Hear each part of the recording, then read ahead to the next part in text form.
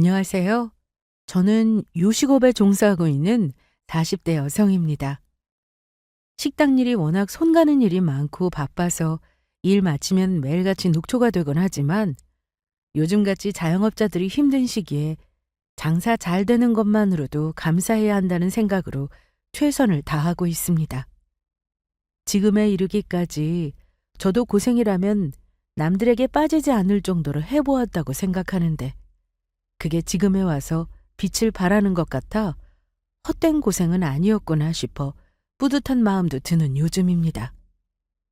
여러분들에 비하면 부족한 바가 많을 적겠지만 그래도 저도 이 나이를 먹다 보니 다양한 이야기들이 켜켜이 쌓이더군요. 여러분들 사연에 용기를 받아 오늘은 그간 저 살아온 이야기도 한번 전해드릴까 합니다. 모쪼록 귀 기울여 재미나게 들어주시면 감사하겠습니다. 제가 시집을 온 집안도 식당을 하는 집이었어요. 저 시집 올 때 시어머니가 식당을 도맡아 운영하고 있었습니다. 시어머니 식당은 시댁에서 대대로 며느리에게 물려주며 명맥을 잇고 있었습니다. 비록 오래되고 낡은 건물이기는 했지만 대대로 맛집으로 소문난 식당이었기 때문에 할아버지가 아들과 손자를 그리고 그 아들이 또 아들 손을 잡고 찾아오는 그야말로 대를 이어 찾는 단골 손님들도 많았죠. 그렇게 한 세대를 뛰어넘어 몇 대씩이나 맛집으로 가게를 유지해오고 있었으니 그런 식당에 대한 시어머니의 자부심은 굉장했습니다. 본인도 고생고생한 끝에 겨우 시할머니 인정을 간신히 받게 되어 물려받은 식당이니 당신 인생을 거진 다 쏟아부었다고 봐도 무리가 아닐 겁니다. 제가 그 집 둘째 며느리거든요. 남편 위로는 형이 하나 있었고 밑으로 하나 있는 남동생은 진작 시댁과는 틀어져서 연락도 하지 않고 산 지가 오래되었다고 했습니다. 그래서 시집 와서도 막내 도련님 되시는 분은 따로 뵌 적이 없어요. 집안하고 인연까지 끊고 나가 사는 자식이라니 사정 모르는 사람들이 듣기로는 천하의 불효자식처럼 여기기 십상이겠지만 집안 사정을 아는 저로서는 한 번도 얼굴 본 적 없는 도련님을 쉽게 탓하기도 어려웠습니다. 그도 그럴 것이 시어머니 성미가 여건 보통이 아니었습니다. 내가 저들을 어떻게 키웠는데 감히 내 말을 우습게 여기고 밥 장사하는 옆은 내라고 내 하는 말이 우스워? 그렇게 식당 이어받은 걸 자랑으로 여기면서도 한편으로는 누가 자기 심기를 조금이라도 거슬렀다 치면 밥 장사하는 여자라고 무시하는 거냐며 발끈하던 시어머니였습니다. 고아로 자라다시피 해서 제대로 교육받지 못해 그런지 그런 열등감이 심한 시어머니였습니다. 그 열등감이 안 좋은 쪽으로 표출되어 말하는 거나 사람 대하는 거나 거칠기 짝이 없었어요. 그리고 그건 아들들에게도 예외는 아니었어요. 시집 왔을 적부터 가업이었던 식당 일에 매달려 시할머니 모진 소리 들어가며 종일 식당 일을 배워야 했으니 집에 잘 붙어 있을 시간도 없었던 시어머니셨습니다. 그래도 집이 식당을 하는데 내가 우리 엄마한테 크면서 제대로 된 집밥 얻어먹어 본 기억이 얼마 안 돼.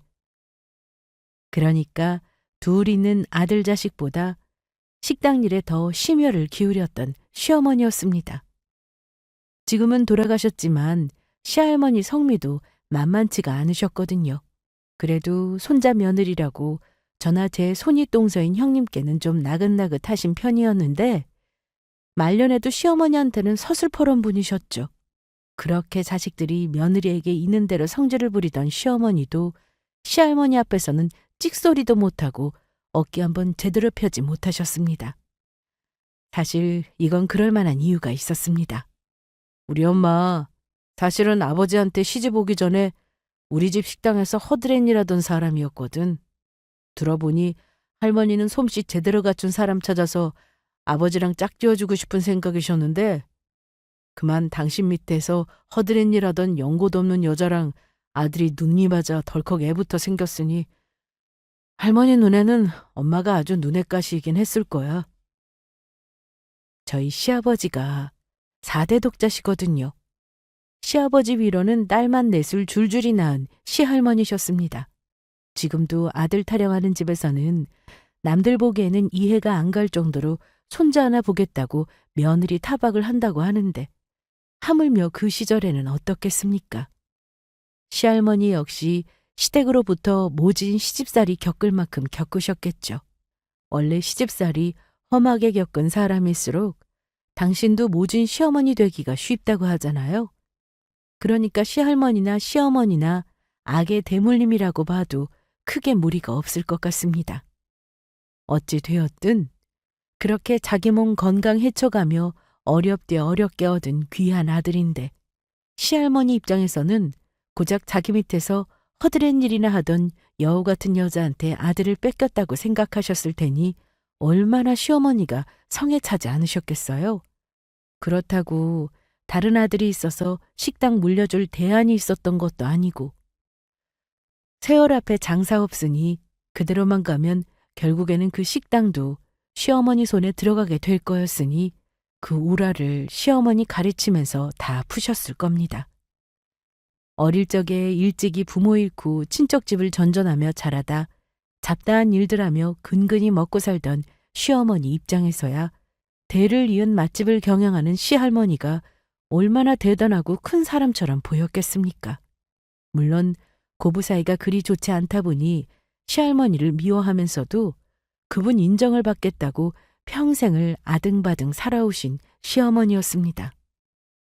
문제는 당신이 시할머니로부터 당한 시집살이를 며느리인 저나 저희 형님한테까지 그대로 이어받아 퍼부으려고 했다는 겁니다.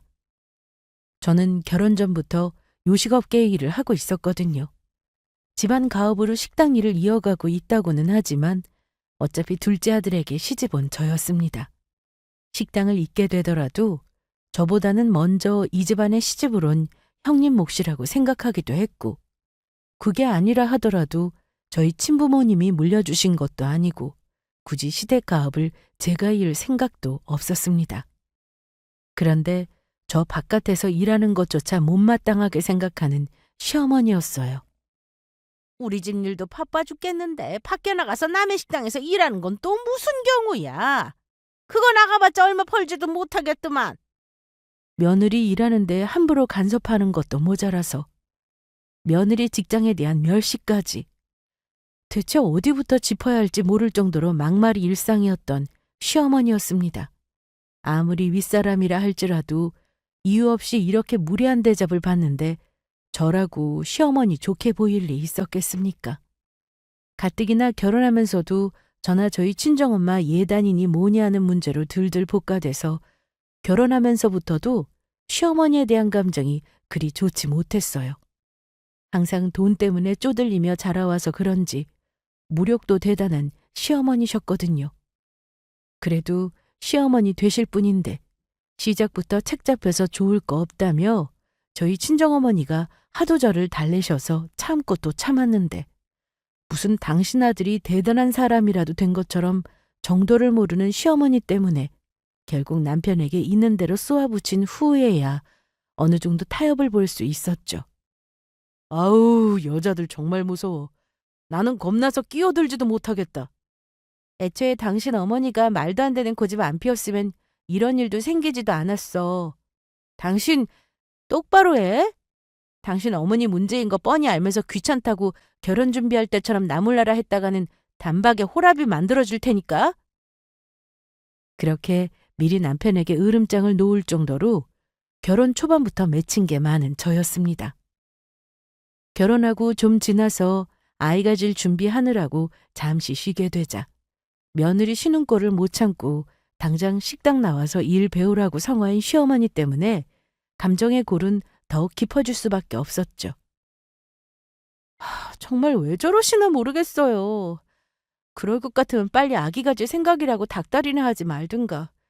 제 몸이 몇 개나 되는 것도 아니고 저한테 뭐 맡겨놓은 듯이 저러실 때마다 진짜 못 살겠다니까요. 그래. 내가 동서 마음 알지. 그거 내가 이해 못하면 누가 이해해 주겠어?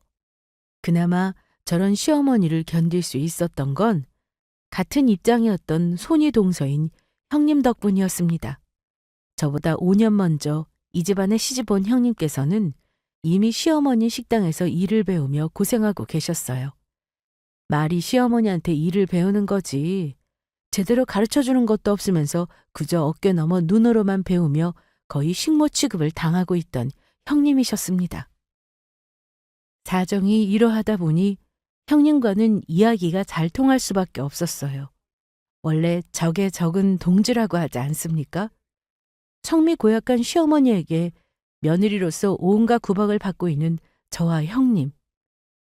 세상에 그런 서로를 이해해 줄 사람이 서로밖에 더 있었겠어요? 결혼한 지 얼마 안 되어서부터 형님과 급속도로 가까워진 건 어쩔 수 없었던 일이었던 것 같습니다. 저는 그나마 남편이 제가 바가지 긁을 때마다 시어머니 폐악을 막아주긴 했지만 그래도 형님보다는 사정이 좀 나은 편이었어요. 이 집안의 장남이자 형님의 남편인 아주버님은 좋게 말해 풍류를 아는 사람이었고 있는 그대로 말하자면 식솔들 몸고생 마음고생 다 시키는 자격미달 가정이었습니다. 사고도 아주 가지가지로 치고 다녔죠. 성격도 어찌나 다혈질인지 밖에 나가서 별일도 아닌 것 가지고 그 나이에 치고받고 싸우다 경찰서 호출을 받고 헐레벌떡 형님이 뛰쳐나가시는 일도 허다했습니다.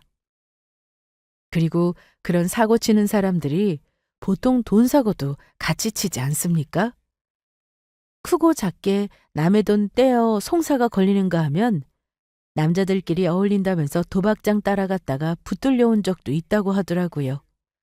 그나마 상습 도박범이 아닌 게 다행이라면 다행이랄지. 아마 그렇게까지 했더라면 형님도 못 버티고 이혼하고 나가셨겠죠. 아무래도 시어머니의 괄괄하고 못된 성미가 당신 큰아들에게 고스란히 내려간 것 같았습니다. 제 남편이라서가 아니라 살면서 가지가지로 불만이 많았을지언정 그래도 제 형보다는 인간적인 면모가 많은 남편이었습니다. 대단히 좋은 남편은 아니었습니다만 워낙 옆에 붙어 있는 제 형님이 계차번이다 보니 남편도 반사이익을 얻은 건 아닌가. 지금에 와서는 그런 생각도 드네요. 저 같으면 아들이 그렇게 가지가지로 사고를 치고 다니며 며느리 속을 있는 대로 뒤집으면 며느리 보기 민망스러워서라도 며느리 눈치 보는 신용을 할 것 같은데 그런 것에는 전혀 아랑곳하지 않은 시어머니셨습니다. 남의 허물은 돋보기를 끼고서라도 그리 크게 보면서 당신이나 당신 자식 허물은 대수롭지 않게 생각하는 시어머니였어요. 그러니 저보다 그 꼴을 5년이나 더 겪고 형님 속이 얼마나 문드러졌을지는 굳이 말하시지 않아도 충분히 이해할 수 있었습니다. 남편의 비행이나 시어머니의 시집살이나 둘 중 하나만으로도 버티기가 만만치 않은 일인데 두 사람이서 쌍으로 그리 형님을 괴롭혀대니 날이 갈수록 쪽쪽 말라가는 형님이셨어요.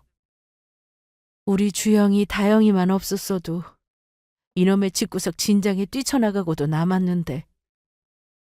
형님은 결혼한 바로 다음 해부터 연년생으로 시조카 딸 둘을 출산하셨습니다.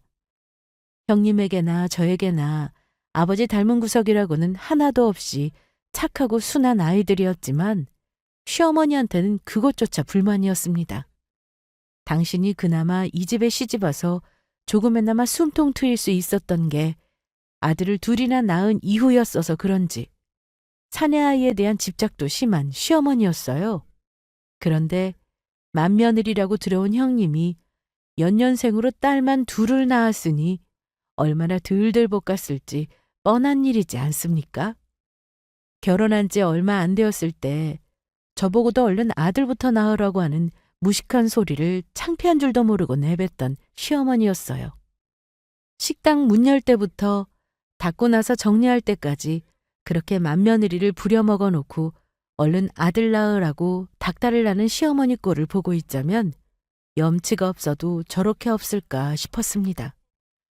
그렇게 큰아들에게서 손자보고 싶으면 아들놈 뻘짓하고 다니지 않게 집에 잘 붙들어 놓기를 하든지 아니면 벌써 3번째가 될 아이 준비하느라 부담이 클 형님을 좀 쉬게라도 해주든지 바라는 것 많으면서 며느리 부리기를 당신 하인처럼 부리는 시어머니였어요. 저 역시 시어머니에게 사감이 많았습니다만 시어머니한테 유감이 많기로 치면 형님을 따라가기는 어렵겠죠. 그래도 저보다는 훨씬 어른스럽고 참을성이 많은 형님이라 그리 박한 대접을 받으면서도 손아래 동서 푸념을 잘 들어주시던 형님이셨습니다.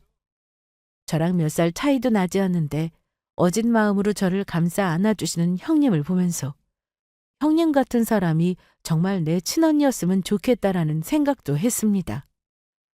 저 착한 사람이 어쩌다가 아주버님 같은 개차반을 만나서는 이렇게 고생을 하고 사시는지 안타까운 마음을 금할 길이 없었어요.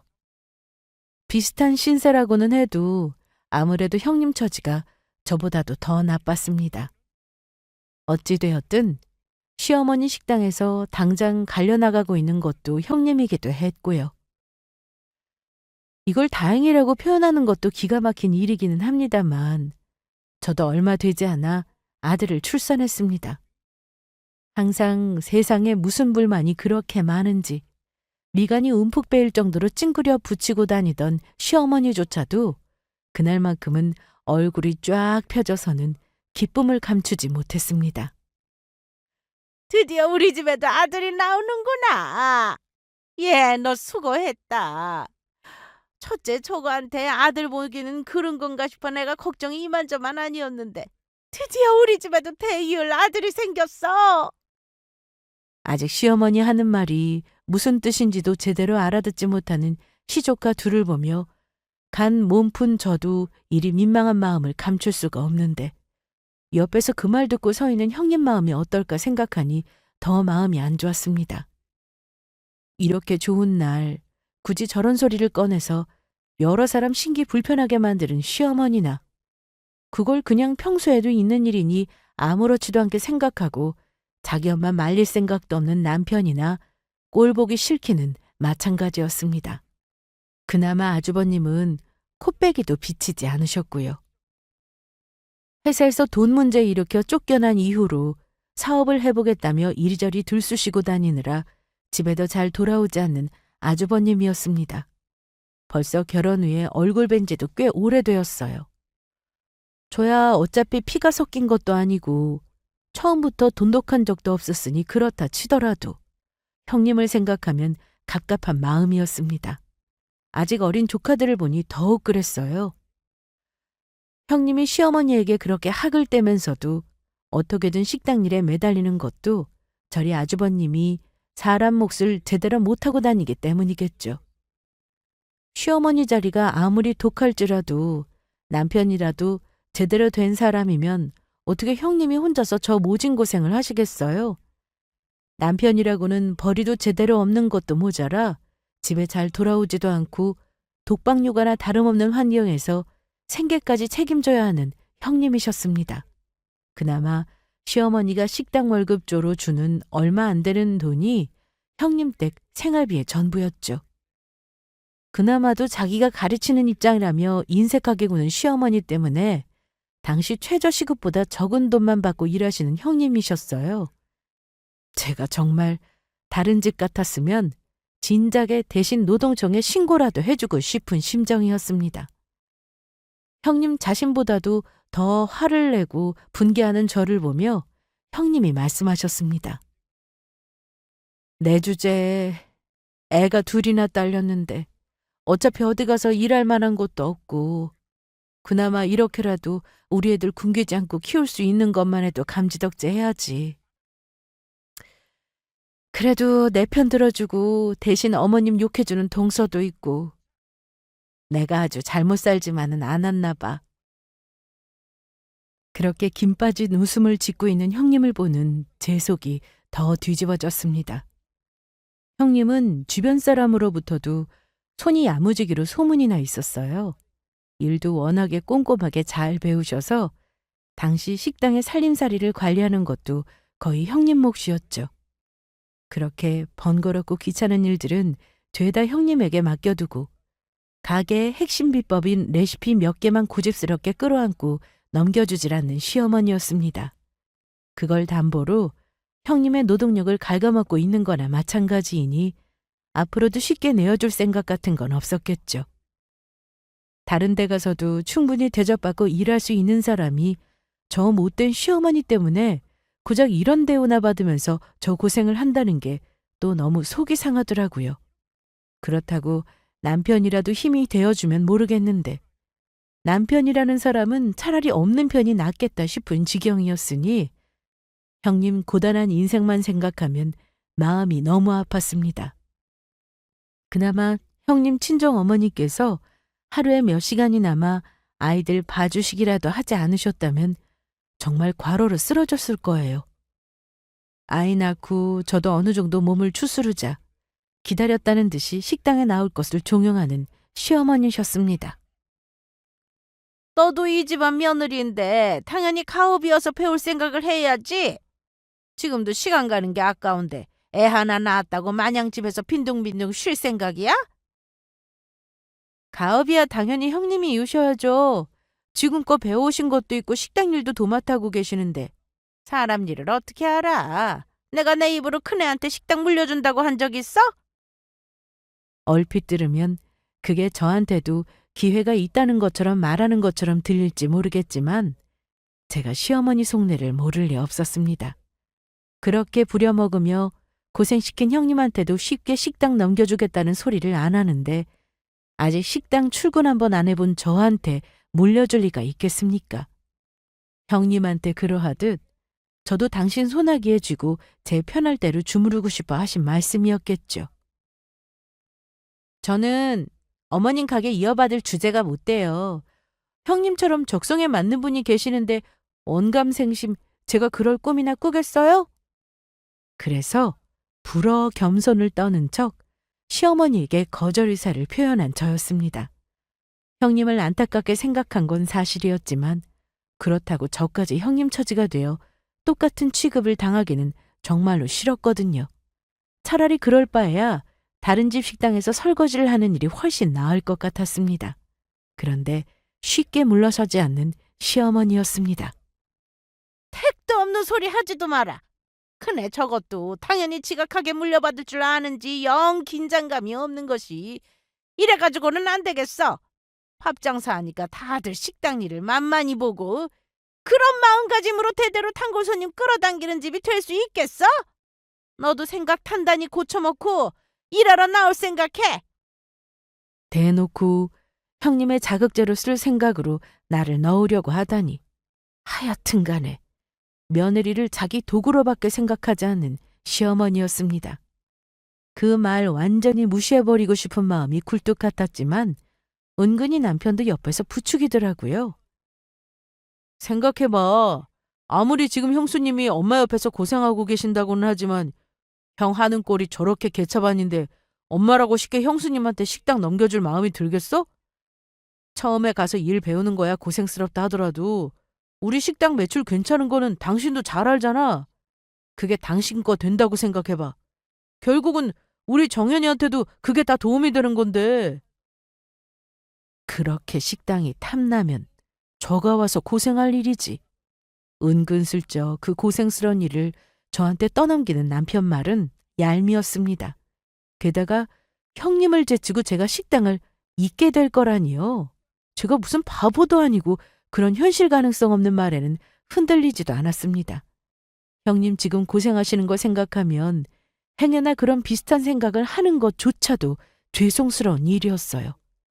하지만 이 말만큼은 저도 흔들릴 수밖에 없었습니다. 그리고 엄마가 월급도 잘 챙겨주신다잖아. 당신이야 처음에 주방 들어가서 고생 안 시키고 홀 보는 일부터 시킨다고 하셨다며. 형수님 일보다 훨씬 덜 고생스러울 텐데 그렇게라도 부수입 올리면 우리도 좀 편해지지 않겠어? 둘이서 함께 벌다가 제가 아이 가지려고 노력하기 시작하면서 일을 관둬 수입은 반토막이 되었습니다. 출산 후에 다시 재취업하기도 어려운데 아이 딸린 여자가 일 구하기 쉽지 않은 것도 사실이니까요. 그래도 시어머니 성미를 생각하면 썩 내키지는 않았으나 그래도 처음 본 손자라고 그런 손자 낳아준 저한테는 좀 덜 박하게 구는 시어머니였고요. 결국 우리의 생각해서 눈 질끈 감고 식당으로 나가게 되었습니다. 진작 알고 있기는 했습니다만 같이 일하면서 겪는 시어머니는 더 굉장하더라고요. 아무래도 장사가 잘 되는 집이라서 그런지 요식업계 경력이 있는 저도 홀 맡아하는 일이 쉽지만은 않았습니다. 그럴 때마다 아주 기다렸다는 듯 막말을 하며 사람 신경을 긁는 시어머니였어요. 너는 식당 일도 해봤다면서 고작 이거 하나를 제대로 정리를 못해? 지금까지 어떻게 밥벌이를 해먹고 산 거야? 그러면서도 손님 앞에서는 얼굴을 싹 바꾸고 살살거리는 걸 보니 그래도 돈 벌어다 주는 사람한테는 함부로 못하는구나 싶었습니다. 저 더러운 성깔머리 있는 대로 다 부렸다가는 진작 손님들 다 떨어지고 망했을 테니까요. 저도 힘들었지만 직접 형님 고생하시는 걸 보니 정말이지 만만치 않다는 생각이 들었습니다. 일이 고된 거는 둘째치고 시어머니한테 드잡이 당하는 형님을 보니 안쓰러울 지경이었어요. 빨리 좀 해. 굶떠 가지고는 이래가지고 언제 손님상까지 내보내? 평소에도 저보다 형님에게 더 막대하는 경향이 있다고 생각했는데 식당 책임자라는 명목하에 더 거리낄 것 없이 형님을 부려먹는 시어머니였습니다. 며느리가 아니라 일반 직원이었다면 악덕업주로 신고를 당하고도 남을 만한 언동이었어요. 그럼에도 이런 일이 한두 번이 아닌지 묵묵하게 손을 놀리는 형님이 대단해 보일 지경이었습니다. 굼뚜다고 타박을 하는 시어머니 말과는 달리 제 눈에는 형님 손이 마치 날아다니는 것 같았어요. 다른 직원분들도 몇몇 계셨지만 형님처럼 전체적인 식당 상황 돌아가는 일을 파악하고 효율적으로 움직이는 사람은 없었습니다. 제가 그래도 관련 업계 일하면서 보고 배운 가락이 있지 않습니까? 형님은 어느 정도 규모가 있는 식당 주인이라면 누구나 탐내할 만한 유능한 직원이었어요. 형님, 자꾸 형님 스스로 낮춰 생각하면서 주눅들 거 하나도 없어요. 형님 진짜 일 잘한다니까? 내가 형님 기분 좋으라고 하는 소리가 아니라 진짜라고. 나 못 믿어요? 믿지, 알지. 역시나 고생하는 거 알아주는 사람은 동서밖에 없네. 그렇게 서로 위로를 주고받고 하며 힘든 와중에도 서로를 의지 삼아 지냈습니다. 아마 형님 아니었으면 진작 저도 제 성질 못 이기고 때려치우고 나왔을 것 같아요. 그렇게 시어머니 식당에 나가 일손을 거둔 지 1년쯤 되었을 때였나. 한동안 잠잠하던 아주버님이 이번에는 아주 대형 사고를 치셨습니다. 이번엔 여자 문제였어요. 심지어 그저 스쳐 지나가는 바람도 아니고 아예 이미 두 집 살림을 하고 있더라고요. 그나마 형님이 저런 인간 말종을 버티고 살고 있는 게 그래도 여자 문제까지 일으키지는 않아서였는데 시시때때로 사고를 몰고 다니는 남편 때문에 웬만한 일에는 부처님 가운데 토막처럼 굴던 형님도 이번만큼은 분노를 참지 못하셨습니다. 내가 제 어미 밑에서 지금 어떻게 살고 있는데 제 새끼 먹여 살리겠다고 무슨 수모를 참고 살고 있는데 어떻게 나한테 이래? 지가 인간이면 어떻게 나한테 이렇게까지 할 수가 있어? 잘 마시지도 못하는 술을 있는 대로 마시고는 고래고래 악을 쓰고 있는 형님을 보자니 그만 저까지 서러움에 눈물이 났습니다. 정말이지 사람이 어떻게 그래요? 솔직히 아주버님한테 여자가 있다는 사실 자체는 놀랍지도 않았습니다. 온갖 인간 말종짓 다 하면서 제 아내 인생을 갉아먹은 작자가 여자 문제라고 일으키지 않았겠습니까? 그건 형님께 들키지 않아 그렇지 절대로 이번이 처음이라는 생각은 들지 않았어요. 그래도 살림이라뇨. 제 식솔 간수도 못해서 제 모친 식당에서 마누라가 죽어나가고 있는데 주제에 딴 여자랑 살림까지 차려요?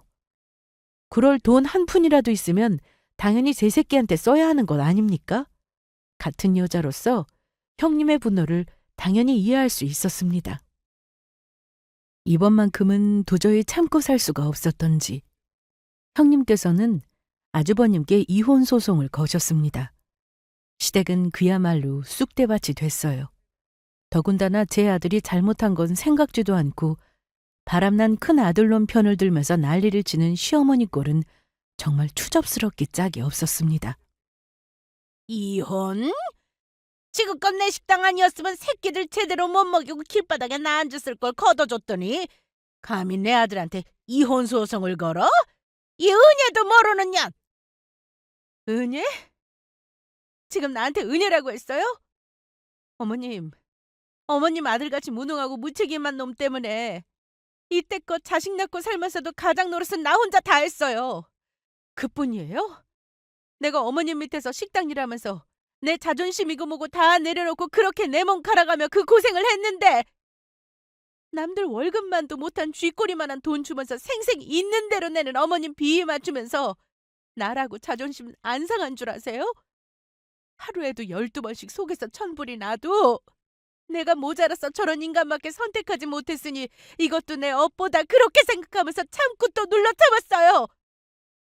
그런데 돌아온 게 고작 이거예요? 내가 뭘 그렇게 잘못했는데! 죄는 당신 아들이 다 지었는데 왜 내가 이 꼴까지 당하고 나서도 당신한테 욕을 줄여 먹어야 하는데! 너 목소리 안 낮춰? 어디서 이게 지금 시어미 앞에서 따박따박 말대꾸야? 못 낮춰! 당신이야말로 당신 아들만큼 끔찍한 인간이야. 무슨 자격으로 나한테 목소리를 낮추라 말아야? 그동안 참아왔던 세월이 적지 않은 만큼 한 번 터진 형님의 분노는 좀처럼 잦아들지 않았습니다. 그런 형님을 보는 제 마음이 조마조마하면서도 늘 참기만 하고 시원하게 하소연 한번 하지 못하던 형님을 생각하니 제가 다 시원한 기분이 들기도 했습니다. 한편으로는 자기 모자란 큰아들놈에게 전적인 책임이 있음에도 불구하고 그저 이혼 얘기 꺼낸 형님만 죽어라 잡으려드는 시어머니가 끔찍했습니다. 지금 저수모를 당하고 있는 건 형님이지만 만약 나한테 같은 일이 생겼다 한들 시어머니가 저한테라고 지금 하는 것보다 나은 행동을 하겠습니까? 비록 아무리 마음에 들지 않는 시어머니라도 지금 함께 식당 일을 하고 있는 입장이었고 여러모로 엮인 바가 많으니 속 시원히 형님 편을 둘 수는 없었으나 마음만큼은 언제나 형님이 이기기만을 바랐습니다. 결국 형님은 지긋지긋했던 아주버님과 이혼을 하게 되었습니다. 그렇다고 아주버님이 위자료며 재산 분할이며 해줄 재산이 어디 있었겠습니까?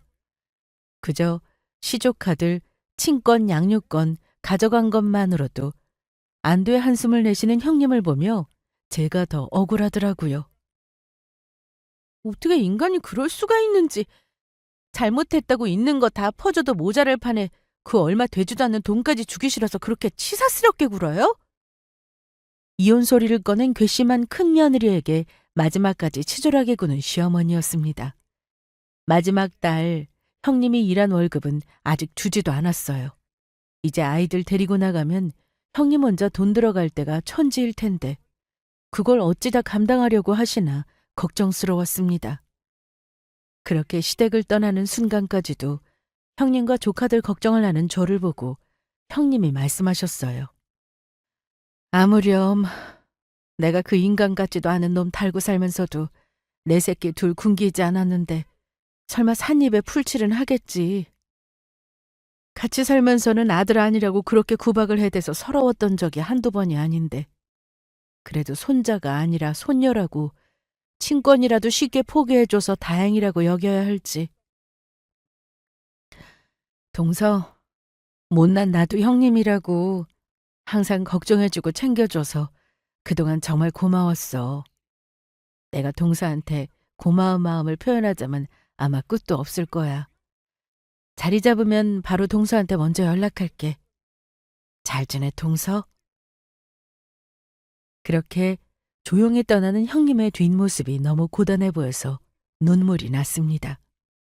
비록 이런 식으로 법적인 가족관계는 끝나게 되었지만 언제 어디서든 형님이 지금보다 훨씬 웃을 일이 많으셨으면 하는 마음만큼은 진심이었습니다. 형님이 이혼해 나가시고 시어머니 히스테리는 더더욱 심해졌습니다. 있을 때는 그렇게 무시하던 형님이었는데 자기도 형님 없이 일하려니 아주 죽을 맛이었겠죠. 그만큼 형님이 워낙 일을 잘하시기도 했고요. 하지만 이미 기차는 떠났고 후회해봐야 늦은 일이었습니다. 어차피 그 시어머니라는 여자도 일 잘하는 형님이 필요했던 거지 서럽게 떠나간 전 큰며느리와 손녀들에게 미안한 마음은 한 점도 없었을 거예요. 동서, 잘 지내고 있어? 나 나가서 일 많아져서 동서가 더 고생하고 있을까 봐 걱정이다. 에이, 몸 힘든 거야 뭐 하루 이틀도 아니고요. 그것보다는 어머님 성깔 부리는 게 더 문제죠 뭐.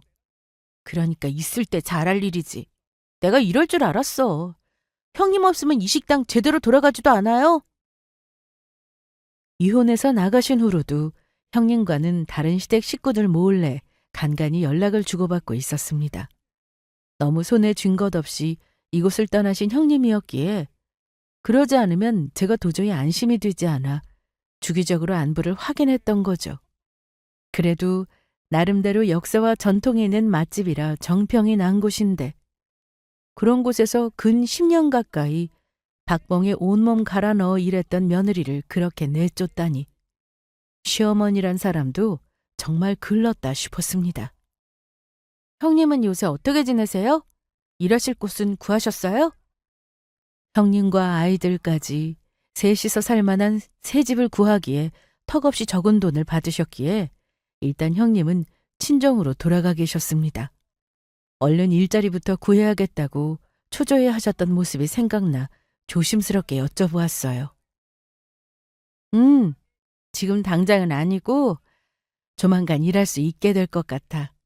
내가 좀 더 정확해지면 다시 얘기할게.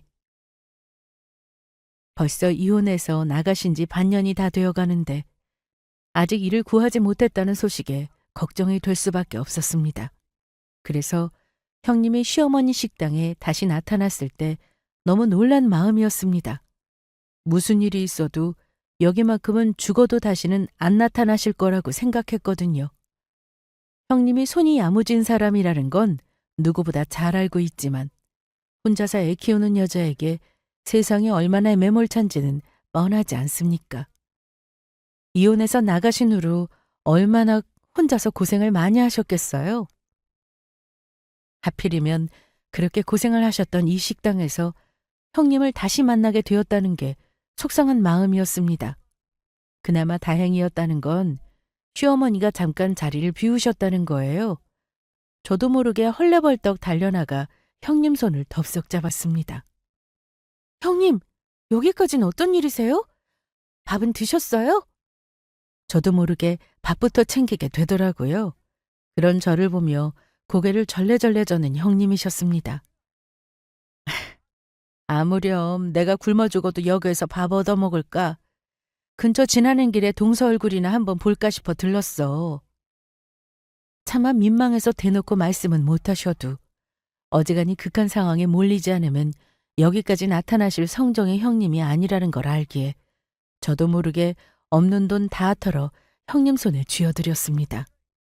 동서 이러지 마. 나 이러려고 온 거 아니야. 형님 이거 얼마 안 돼요. 당연히 어머님 돈도 아니고 제가 비상금으로 꿍쳐둔 건데 당장 급하게 쓸 데 없으니까 형님 편하게 쓰셔도 돼요. 그렇게 서로 받으시라 안 받겠다 실랑이를 하던 와중이었습니다. 너 뭐야? 네가 왜 여기 있어? 저희끼리 얘기하느라 정신이 팔려 그만 시어머니가 돌아오셨던 것도 눈치채지 못했던 겁니다. 저 고약한 성미에 이혼해 나간 큰 며느리를 보고 또 무슨 짓을 벌일까 싶어 저도 모르게 긴장이 확 되더라고요. 하지만 시어머니의 시선은 형님이 아닌 제 손에 꽂혀 있었습니다. 뭐야? 나 차리 비운 사이에 저거한테 내 돈까지 빼돌리고 있었어? 그러더니 갑자기 눈앞에 불이 번쩍했습니다. 정말 미쳤어요? 동서, 괜찮아? 제가 당신 곳간이라도 털어 형님 배를 채워주고 있는 줄 알았던지 눈깔이 뒤집힌 시어머니가 냅다 제 뺨을 갈긴 겁니다. 시어머니 폐악은 여기서 그치지 않았습니다. 야, 너도 쫓겨나고 싶어? 저거 이혼당하고 저 꼬락서니 좀 봐라. 너도 이혼당해서 거지꼴로 살고 싶어? 이게 어디서 시험이 무서운 줄을 모르고 집안 재산까지 밖으로 퍼다느라고 있어? 니까짓 게 뭐라고? 시험이 돈 한 푼 건드린 적 없는데 이런 수모까지 당하다니. 저도 더는 참고 있지 않았습니다.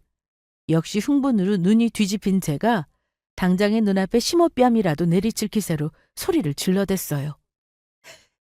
당신이 뭔데 감히 나를 쳐? 당신이야말로 폭행죄로 폐가망신 당하고 싶어? 아주 참아주니까 정도를 모르고. 이거 내 돈이야. 당신 돈 10원짜리 한 푼 안 들어간 내 돈이라고! 내가 내 돈 쓰겠다는데 당신이 뭐라고 감히 나한테 손을 대? 정말 미친 여자처럼 심호를 잡아먹기라도 할 기세로 달려드는 저를 보고 심호도 주춤했습니다. 저 여자 꼴은 단 1초도 더 보고 싶지 않아 그대로 식당 문에 박차고 나왔어요. 며칠간 심호 식당에는 코빼기도 비치지 않았습니다. 저가 저지른 잘못이 있으니 직접 얘기하지는 못하고 심호가 남편 통해 출근하라는 소리를 했을 때는 남편까지 찢어 죽이고 싶은 심정이었어요. 당신 어미가 내 뺨까지 쳤다는 소리는 안 해? 뭐라고? 나 참을 만큼 참았어. 여기서 하나만 더 얹으면 나 무슨 일 있어도 당신하고 이혼이니까 당신 행실 똑바로 해. 차마 몰랐던 소식에 당황하는 남편에게 확 내질렀습니다. 뭐 그렇게 잘난 아들놈이라고. 고작 시어머니라는 위치 때문에 나를 이렇게 괄시할 것 같으면 까짓것 남편 버리면 그만이라는 생각이었습니다. 제가 며칠 식당을 비우니 심호도 심호지만 함께 일하는 직원들이 아주 죽을 맛이었겠죠. 작은 사장님, 제발 저희 좀 살려주세요. 네. 심호를 생각하면 그딴 식당 망하든 말든 신경 끄고 싶었으나 그게 직원들 잘못은 아니니까요. 식당으로 돌아온 저를 보고 반색하는 심호를 본 척도 하지 않고 지나서 직원들과만 인사를 나누었습니다. 완벽하게 무시당한 심호 얼굴이 불그락 푸르락 했으나 제 도움이 절실한 입장이니 더러운 성깔도 부리지 못하는 낯짝에 아주 심술이 덕지덕지 붙었더라고요. 그렇게 며칠 비운 사이 엉망이 된 식당 일을 돌봐준 지 제 1시간도 되지 않아 다시 형님이 식당 문에 들어섰습니다. 그런데 이번에 형님은 혼자 오신 게 아니셨어요. 형님, 저 사람한테 무슨 짓을 당하려고 또 여기까지 오셨어요? 걱정하지 마, 동서. 내가 며칠 전에 동서 당한 것까지 다 갚아줄게. 형님 표정이 그렇게 자신만만해 보일 수가 없었습니다. 가뜩이나 저 때문에 심기가 불편한데 또다시 등장한 형님까지 심술보가 덕지덕지 붙어 씩씩대는 심호를 보며 형님이 쩌렁쩌렁 소리를 치셨습니다. 여기 원산지 속여서 파는 양심 팔아먹은 업체입니다. 그 말에 식당에서 바글바글 앉아 식사 중이시던 손님들 시선이 형님께 꽂혔습니다. 당장이라도 형님께 달려들 듯 했던 심호가 형님 말에 멈칫했어요. 여기 국산재료 쓰지도 않으면서 속여서 팔고 있었죠? 어쩜 이렇게 불법을 뻔뻔하게도 하는지. 그런 형님 행동에 어리둥절해진 건 정작 저였습니다. 식당에서 일을 하고 있으면서도 시어머니가 원산지를 속이고 있었다는 걸 전혀 몰랐거든요. 구청에서 나왔습니다. 공무 집행방해하시면 처벌 대상이 될 수 있습니다. 어서 나오세요. 형님과 함께 오신 지인은 바로 관련 업무를 담당하는 공무원이었습니다. 하필 식사 시간대라 가게 안이 손님으로 북적이는데 손님들 다 보니 보시는 데서 꼼꼼하게도 가게 주방의 식재료 원산지를 확인하더라고요. 그렇게 성질 더럽게 굴던 심호가 마치 선생님께 야단 맞은 어린아이라도 된 것처럼 맥을 못 추는 모습을 보니 정말 웃기지도 않더라고요. 요새 원재료 값이 너무 올라서 그랬어요. 진짜 잠깐만 그랬다가 다시 돌려놓으려고 했는데. 원산지 속이셨으니 처벌 대상에 해당하십니다. 아니 무슨 재료 좀 바꿔 썼다고. 한 번만 봐주세요. 네? 담당자 앞에서 비굴하게 빌고 있는 시모 모습을 보니 어디선가 깨소금 냄새가 진동을 하는 것 같았습니다. 곁에 있던 형님도 속이 시원하게 만면의 미소가 가득하셨어요. 나중에 형님에게서 들은 일의 전말은 이러했습니다. 며칠 전에 식당에 형님이 들렀던 것 자체가 이 일 때문이었던 거예요. 저야 홀 담당이었으니까 주방에서 쓰는 재료의 원산지까지는 확인을 못했거든요. 당연히 시모가 원재료값이 올랐다는 이유로 원산지를 속여 팔고 있다는 사실조차 꿈에도 몰랐습니다. 하지만 형님이야 시모보다 더 이 식당 주방에서 살다시피 하며 일을 하시지 않으셨겠습니까? 그런 형님에게 원재료 원산지를 속이는 것 같은 문제를 알아채는 것쯤이야 이 일도 아니었을 겁니다. 네가 감히 우리를 신고해? 잘못해서 벌 받는 건데 뭐가 그렇게 억울해요? 당신 같은 인간한테 죄 없이 당하고 산 나 같은 사람도 있는데 정 억울하면 능력 없는 아들이 못 준 위자료 대신 줬다고 생각하든가. 뭘 잘했다고. 한참 할 말이 많은 듯한 시험이었지만 거기 더 신경 쓸 여력도 없었을 겁니다. 상황을 죄다 지켜보신 오랜 단골분들의 분노를 맞닥뜨려야 했으니까요. 내가 30년 넘게 이 집 다니면서 이런 경우는 처음이야. 여기 예전 주인장이 그렇게 음식에 성심을 다했는데 이 집도 이제 다 됐구만. 며느리 하나 잘못 들여 좋은 집 하나 잃었구만. 불법을 자행한 매장으로 처벌을 받는 것도 모자라 오랜 단골분들이 일제히 돌아서시며 식당이 휘청거린 것은 순식간의 일이었습니다. 그렇게 자랑스러워했던 식당을 제 손으로 제 대에서 끊어놨으니 집안에서 시모의 입지가 어찌 되었을지는 짐작이 가시죠? 결국 식당 망하고 순식간에 수십 년은 한꺼번에 늙은 듯한 시모를 보자 이게 바로 인과응보구나 싶었어요. 저는 지금 그 지긋지긋한 집구석 나와서 형님과 동업으로 식당을 하고 있어요. 개중 좀 낫다 싶었으나 그나물의 그 밥인지 제 남편이라는 놈도 바람 피우고 있다는 사실을 알게 됐거든요. 물론 놈은 직장도 있고 모은 돈도 있으니 위자료의 재산 분할에 긁어낼 수 있는 건 죄다 긁어 이혼해버렸습니다. 이혼 후 허탈감에 힘들어하고 있을 때 제 손을 잡아주셨던 분이 바로 형님이십니다. 혼자 고군분투하고 계신 줄 알았던 형님은 자기 식당을 열기 위해 능력을 인정해 주시는 분들께 열심히 투자를 받고 다니셨던 거예요. 그렇게 힘들게 열게 된 식당의 동업자가 되어달라는 제안을 하셨을 때는 감사하다 못해 송구스러울 지경이었습니다. 동서만 나 알아주는 거 아니야. 동서 능력 있는 거 나만큼 잘하는 사람이 어디 있겠어? 나한테 동서만큼 믿고 같이 일할 수 있는 사람이 또 어디 있겠어. 제 인생에 다시 없을 기회였습니다. 송구한 마음만큼 최선을 다해 식당 일에 임하리라 다짐했죠. 그렇게 두 사람이 밤낮 없이 애쓴 덕에 지금은 식당 사업도 제법 성공 가도를 달리고 있습니다.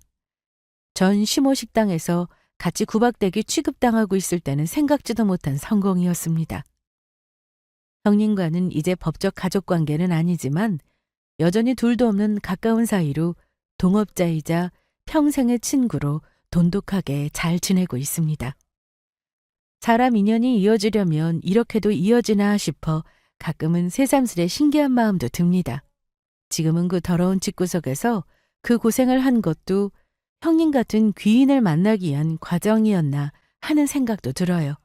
저희 인연도 참 보통 인연은 아니죠? 오늘 제 이야기는 여기까지입니다. 여러분들도 오늘 각자의 소중한 인연들과 좋은 하루 보내시기를 바라며 이야기 마칠게요. 감사합니다.